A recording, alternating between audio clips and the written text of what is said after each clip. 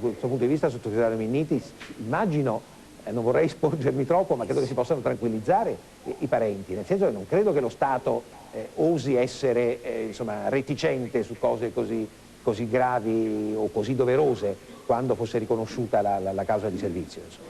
Ma ho già detto precedentemente che l'indagine è giusto che si muova a 360 gradi perché qualunque tipo di connessione tra il servizio prestato e la patologia insorgente, per quanto ci riguarda, vincola doverosamente lo Stato a dare una risposta positiva in termini di causa di servizio. Questo mi pare del tutto evidente. Non lasceremo soli coloro che hanno avuto dei parenti o che sono direttamente loro incorsi in danni fisici permanenti o momentanei per quanto riguarda il lavoro che hanno svolto all'interno delle nostre forze. Allora, abbiamo al telefono Fausto Biroslavo. Fausto Biroslavo è un giornalista esperto di zone di guerra, ha fatto molte missioni pericolose all'estero, è l'inviato di Panorama ed è stato fermato, poi adesso è stato rilasciato in Bosnia, dove per conto del suo giornale era andato a fare un'inchiesta e aveva trovato dei materiali radioattivi. Ti risulta che alcune di queste persone che si custodivano come dei ninnoli questi proiettili si siano ammalate di leucemia?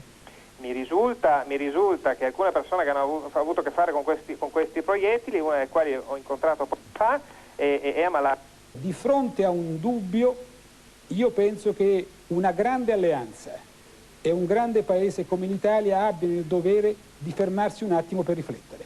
Maresciallo Domenico Leggero, lei rappresenta l'Osservatorio Nazionale per la tutela del personale delle forze armate, civili, militari e di polizia e assiste gran parte delle persone, anche quelle che sono qui presenti. Che cosa la lascia immaginare che ci sia una relazione tra queste armi con l'uranio impoverito e la malattia e la morte di questi ragazzi? Beh, come ha detto lei, il nostro compito è quello di tutela, per cui noi non andiamo, o perlomeno non ci costringiamo a una sola causa. Noi abbiamo il dovere di mettere sul tavolo di discussione tutto ciò che scientificamente o tecnicamente riteniamo valide al fine di arrivare alla verità. Innanzitutto qui un primo dato lo abbiamo sicuramente avuto, cioè noi eravamo convinti fino a una ventina di giorni fa che il solo fatto di aver indossato una uniforme poteva essere sufficiente per garantirci una tutela e un'assistenza in servizio sia dal raffreddore e sia dal cancro. Gli elementi che assistenza non significa immunità, ovviamente. No, sicuramente no, tutela. Tutela. Noi abbiamo evidenziato 3 casi di interessi che sono poi da noi considerate cause e concause. La prima è l'uranio impoverito e io mi rendo conto che il dottor Minniti non abbia ha letto gli studi della difesa, ma è anche vero che è la difesa stessa che dice che l'uranio impoverito fa male e provoca i tumori e queste sono circolari che sono state inviate ai nostri militari in Kosovo.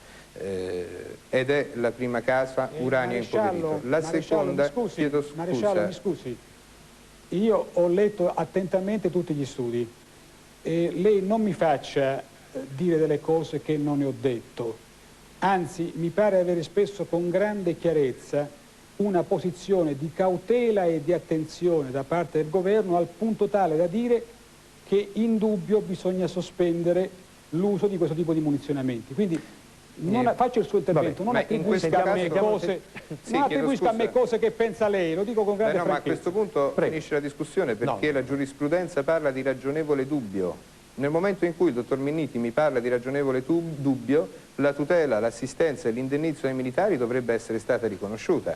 Voglio dire, noi abbiamo il dovere di mettere... Abbiamo messo, Maresciallo, c'è una commissione che sta lavorando su questo, come ha detto lei, a 360 gradi, e per stabilire tutte quante le connessioni tra le patologie Sottosegretario, lasciamo completare il Maresciallo Leggero. Chiedo scusa, noi abbiamo tantissimo rispetto... Le chiedo scusa, Maresciallo, naturalmente. Grazie. Prego. Abbiamo tantissimo rispetto della Commissione, però la Commissione è una Commissione di parte in un procedimento amministrativo.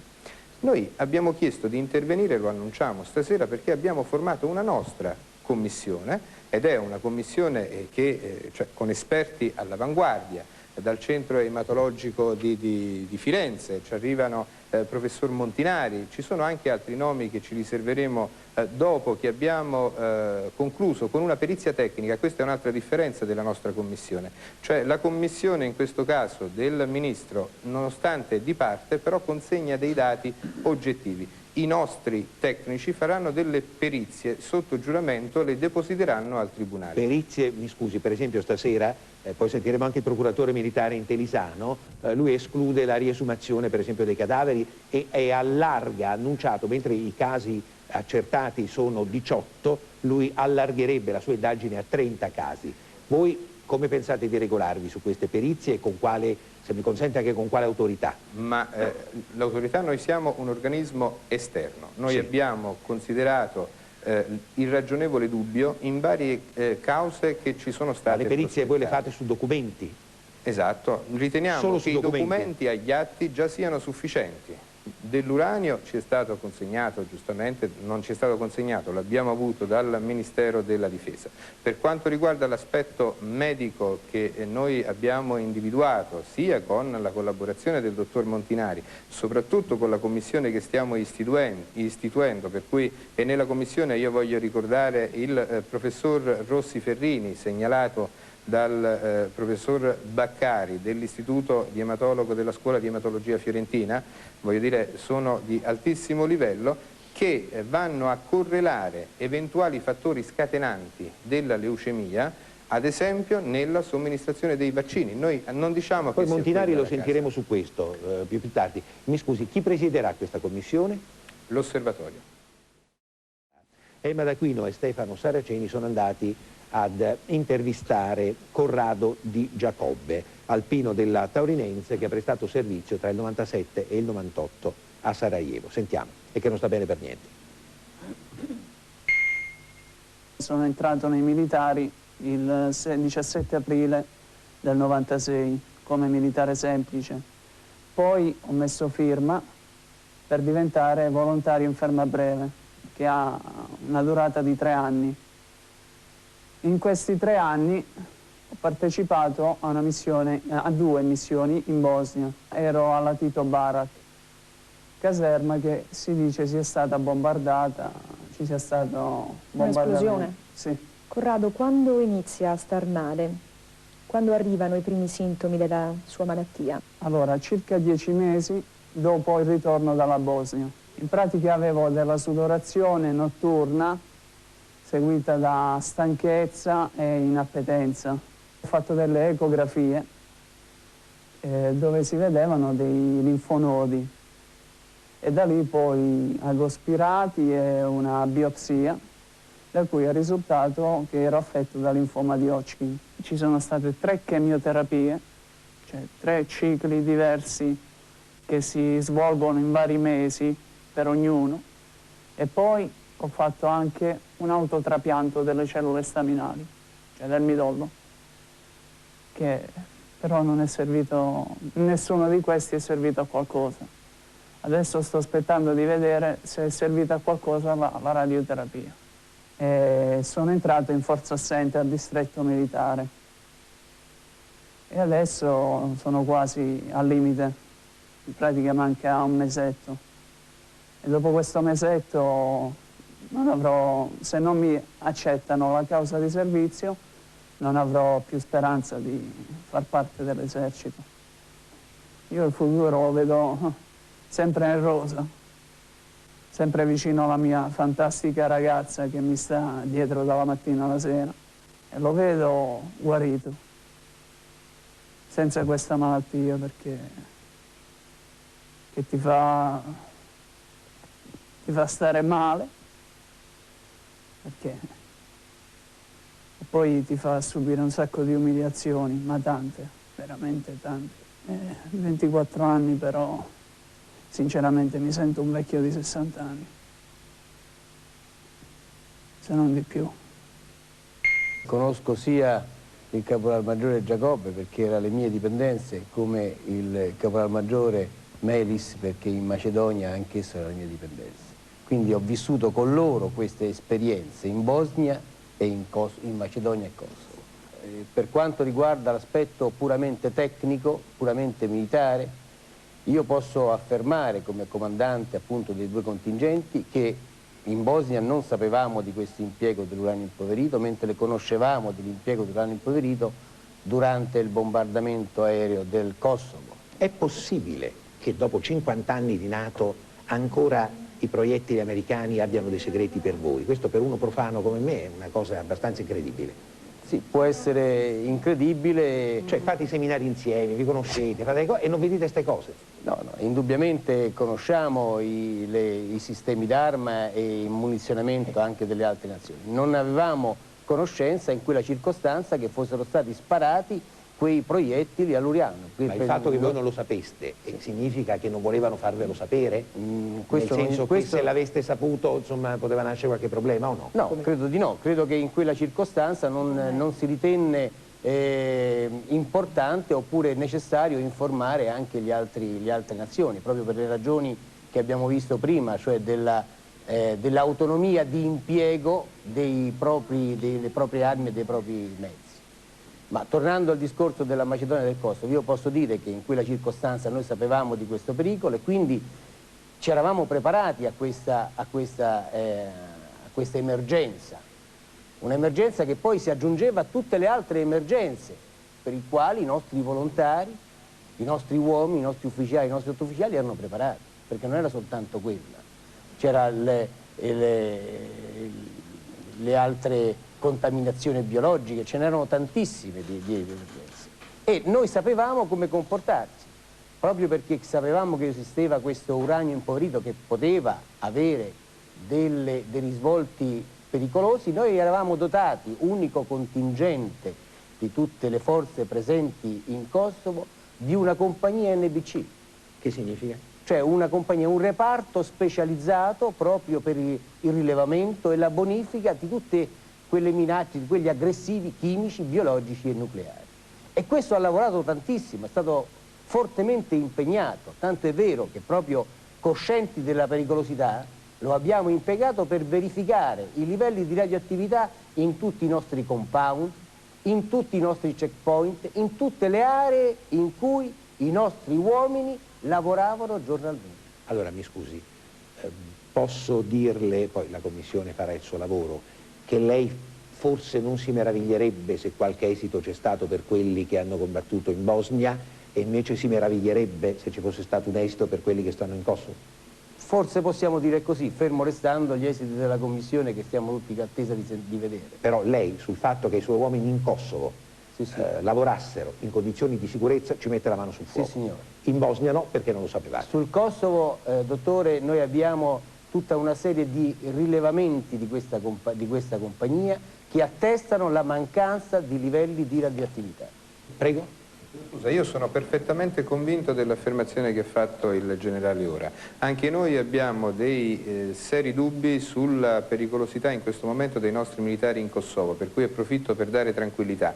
Devo comunque obiettare solo la prima parte, perché la Bosnia per noi rappresenta di fatto il buco nero, in quanto alla conferenza stampa tenuta a Bagnoli il 31 agosto del 95 il generale Smith, illustrando le operazioni sul territorio balcanico bosniaco con tutti gli obiettivi colpiti, indicava tra i mezzi utilizzati gli A-10. Io sarò pilota, ma lo sanno anche tutti, voglio dire, questo interviene, lei lo sa meglio di me, il servizio di intelligence e informazioni. Nel momento in cui noi vediamo un comandante che illustra ed elenca tra i suoi mezzi l'A-10, immediatamente dovevamo saperlo per forza, ma questa è una mia supposizione più che altro da tecnico. Io dico che come vertice del contingente italiano non ho mai avuto conoscenza di questo impiego dell'uranio impoverito. Melis è stato alle sue dipendenze ed è stato alle sue dipendenze Macedonia-Kosovo. Quindi a naso lei si sentirebbe di tranquillizzarlo dal punto di vista della dipendenza. Della dipendenza naturalmente mi sentirei di tranquillizzarlo, ero anch'io vicino a lui, erano insieme a lui anche tutti i nostri soldati, lavoravamo insieme ed eravamo a circa, ti ricorderai, circa 30 km dal confine con il Kosovo. Esatto. La tranquillizza quello che ha detto il generale? Sì, eravamo pronti ad ogni evenienza, soprattutto sul campo NBC, come ha detto il generale. Nel senso che secondo il generale voi eravate perfino più tutelati di altri contingenti. Ma eravamo pronti, avevamo i materiali per sopperire ad ogni evenienza su questo campo. Io personalmente non ero a conoscenza comunque delle bombe ad uranio impoverito, tant'è che ne sono venuto a conoscenza soltanto tramite telegiornali o riviste. Mi scusi generale, voi prendevate queste precauzioni senza dirlo ai soldati? Noi davamo delle norme di comportamento precise e dettagliate e naturalmente sicuramente è possibile che Melis non abbia sentito proiettile all'uranio impoverito, ma sicuramente lui potrà testimoniare che sapeva qual era il comportamento da tenere in presenza di oggetti sconosciuti, di carri distrutti, di costruzioni abbattute da proiettili che non si conosceva quali fossero. Conferma? Sì, sì, sì. Io credo che queste siano misure demagogiche perché servono soltanto ad accrescere l'allarme, mentre l'attenzione dobbiamo portarla su tutte quelle che possono essere state causa di malattia e persino di decesso per i nostri militari, ma anche per i civili che si sono trovate in quelle particolari condizioni, oltre che a dover manipolare o prendere contatto con materiali particolari. Sottosegretario Minniti? L'uranio impoverito non è solamente l'unico tossico possibile. In Bosnia, per esempio, c'è l'industria chimica dei pesticidi, forse dei gas nervini. Tutti ricorderanno alla televisione le nubi tossiche nere, le nubi nere che si vedevano nei filmati dall'ex Jugoslavia, eccetera. Perciò, quindi lei dice le cause delle leucemie possono essere diverse. Può darsi che alla fine venga fuori che l'uranio impoverito è tra le minori, ma quello che è successo realmente nella popolazione locale, lì è il test che si dovrebbe fare, non è noto, perché quelle povere persone avevano ben altro da pensare che tenere registri delle malattie che si verificavano in quel periodo. La Commissione ha la possibilità di studiare, diciamo, dal punto di vista epidemiologico in modo certo le casistiche, l'incidenza di queste patologie nelle persone a rischio, i militari sono stati in quelle zone, l'incidenza delle stesse patologie nelle fasce di età corrispondenti delle persone che non sono state in quelle zone.